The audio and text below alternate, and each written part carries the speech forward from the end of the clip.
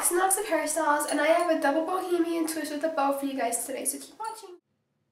Let's take a little section of hair on the top. We'll work our way back sideways, divide it into 2 strands, and then cross it over itself twice. And this will be the start of our bohemian twist that we're going to do waterfall style.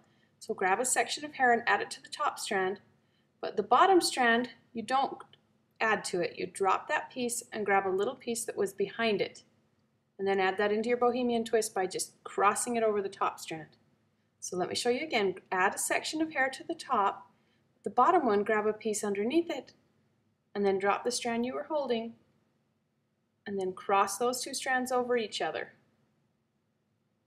Now add a little section of hair to the top, reach a strand from underneath or right behind the one you were holding, drop the one you were holding, and then cross those 2 strands over each other.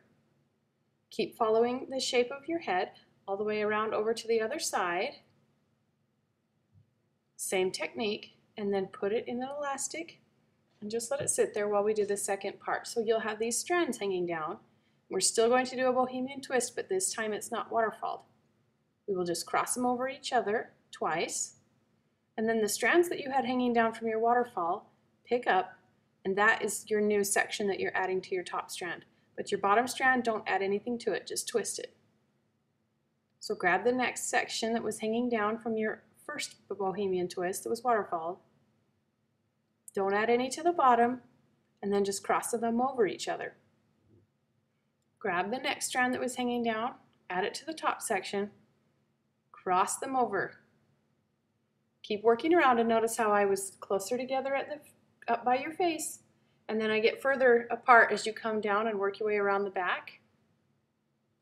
Put that one in an elastic also, and then I have some texturizing wax or pomade with a little bit of water on my fingers. I'm going to smear it on these strands hanging down so that the bow looks a little more sleek and has less flyaways. Then hold them together. Make sure you brush out underneath because it's hard to do once you have your bow in. And then I like to bobby pin down this lower one just so that it holds still while I tie the bow. Then I take my 2 strands and I skip the original part like you would tie a shoe. I don't wrap it over each other. I just start with the one rabbit ear and wrap it around, send it through the hole, and pull it out. And you don't have to do it very tightly. Just hold it while it's still kind of loose and pull on your strands until you have even ears of the bow. I know that doesn't even look good, but don't worry. Hold the knot, brush it out, and we will fix it up. Take a bobby pin and hold those your 2 tails so that it won't pull out. Then take the center chunk to the bow, roll it up over itself, and hold it in with a bobby pin. Then take your sides, fan it out with your fingers until you have a really pretty ear on that bow. Hold it down while you slip a bobby pin in to hold it into the shape. Then take the other side and do the same thing, fan it out, put a bobby pin in it,